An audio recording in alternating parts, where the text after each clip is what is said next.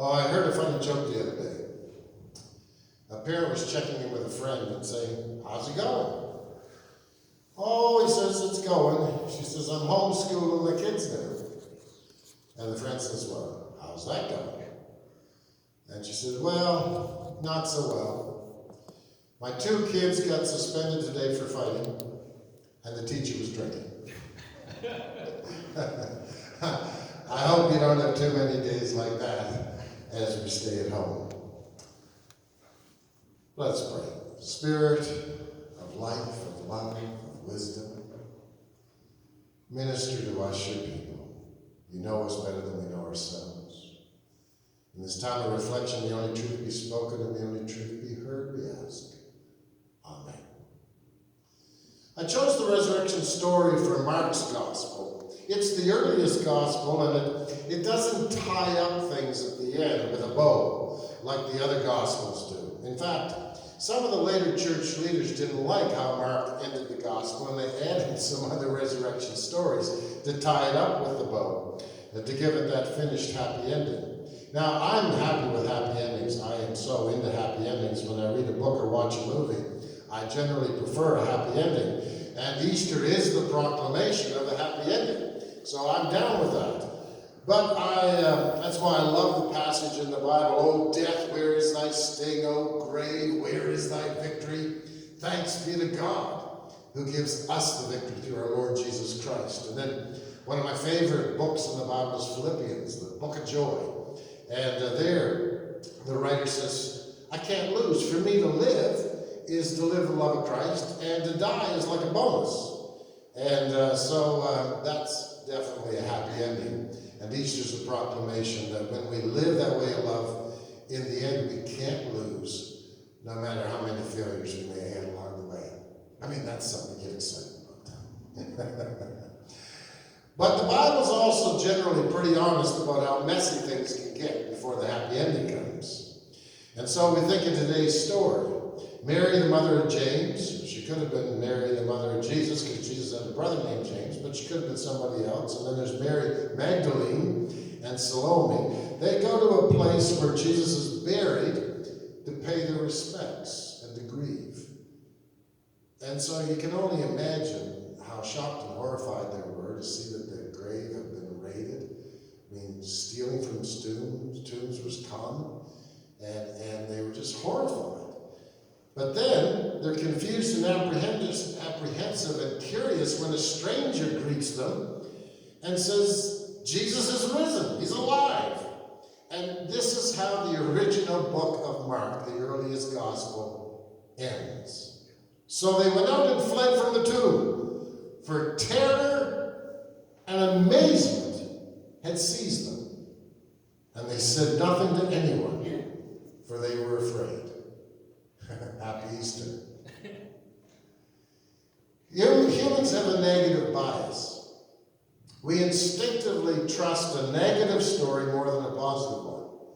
I guess it comes from hundreds of thousands of years of evolution, when our ancestral life forms always had to worry about being somebody's lunch. And this today, in this time of pandemic, is a difficult time. And I think it feels like Mark's Easter, where the women feel fear and amazement. I know our hearts go out to those who are afraid of not being able to pay their bills. It's an awful feeling. I know what that's like. And I had a friend tell me that he's just starting a new business and put his precious investment money into it, and he's not sure he can pull it off now. And so he's a bit afraid for his financial future. And then we think of those who are dying, and even more the people who are afraid of dying alone. I find most people aren't afraid of dying, they just don't want to die alone. And we think of the sadness of their family and friends who don't get together by their side in love and support. It must be awful.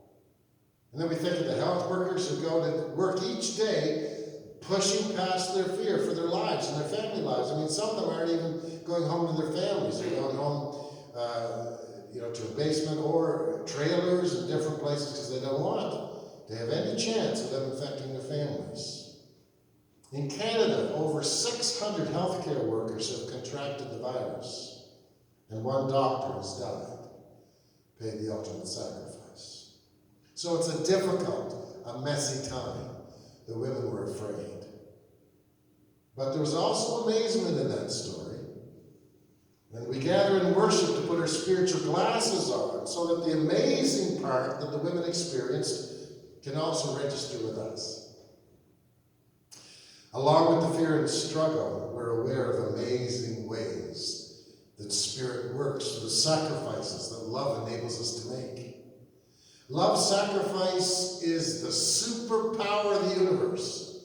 Love sacrifice is stronger than money, stronger than violence, and yes, even stronger than death. It's amazing. Our tombs cannot stay closed. Our spirits cannot be bound. Love triumphs. People go to work faithfully.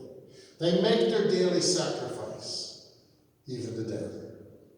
As spiritual people, we know that death is ultimately our shared reality and is not to be feared as much as fearing a wasted, lonely life.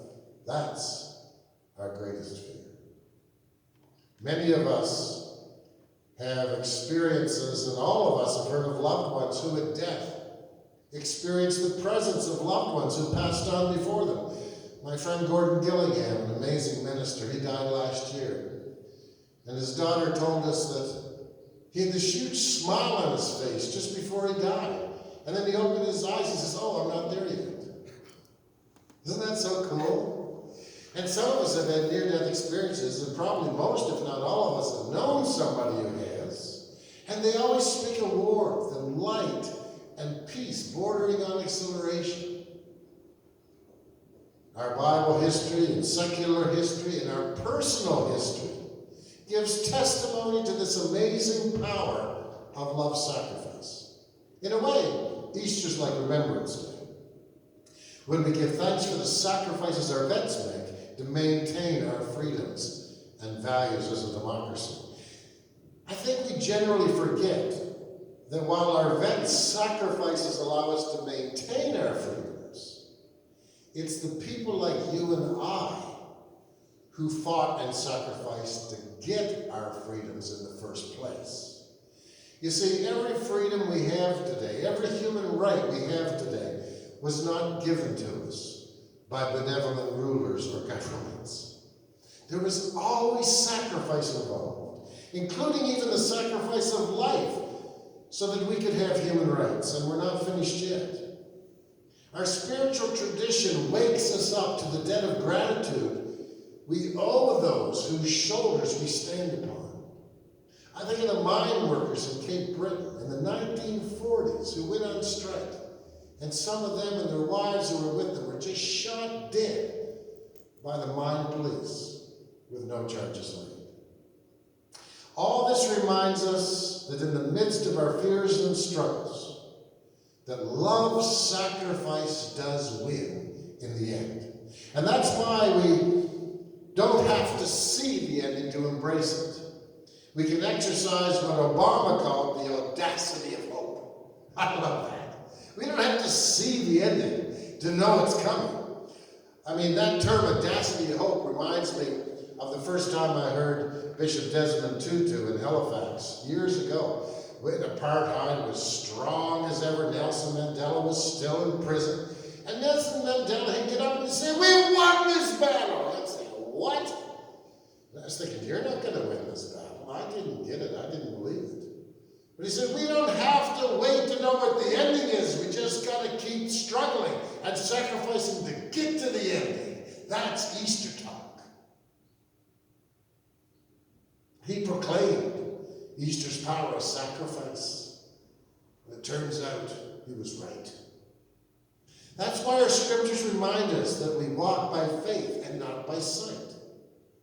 For me, Easter's not about Jesus' physical body coming back to life. The resurrection stories all use mystery and symbols. In the stories, they never recognize the risen Christ at first because it's not about a body thing. It's about a spirit thing. It's It's about the ultimate meaning of life and suffering and history as we lay hold of this great truth that love, suffering, triumphs in the end. Easter reminds us that the coming reign of God is already here. We just don't see it fully revealed. We don't see the ending yet. It's like we're pregnant. This Easter, we're pregnant. Let's be pregnant with hope. Let's be pregnant with health, with love. Let's be pregnant with faith. We can be pregnant and not know it. I mean, we might not show it yet. We might not know it at all. But if we're pregnant, a life's coming. There's a baby on the way. New life's always coming when we sacrifice, the sacrifice of love. The sacrifice of Jesus and all who live the way of love always lead to a better world. And rooting ourselves in that reality allows us to reframe our lives, enables us to, for example, embrace staying at home as a time of creative rejuvenation. We can think of self-quarantine as a means of concern for our community, not just self-preservation. This can be a time of solitude rather than isolation. And the economic collapse of the oil industry will hasten ecological renewal. Easter reminds us that life itself and love should not even exist in this hostile universe, and yet they're unstoppable. Look around. So whatever sacrifices we make to help one another, whatever kindnesses we show, whatever fairness we work toward, it'll always be worth it. For like the women at the tomb, the fear we feel, the hopelessness we feel, the discouragement we feel cannot rob us of the amazement of a life and a love that we also feel, that are a very part of us, because God is in the business of bringing healing to pain, harmony out of chaos, and new life out of death. In closing, think of the deepest waters that you've gone through. Easter's always a time for me remembering my deepest pain when I learned on Easter that my first wife was leaving me for someone else. I didn't think I could get through it. I never thought I could ever be happy again. And somehow you got through some of those deep waters. Maybe today this is your deepest water. Listen to the testimonies of your friends and of others in the community. We've gotten through them. As that verse in Amazing Grace says, through many dangers, toils, and snares, we have already come.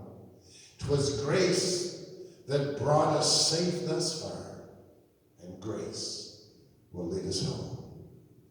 In this time of fear and amazement, that's what we get to look forward to.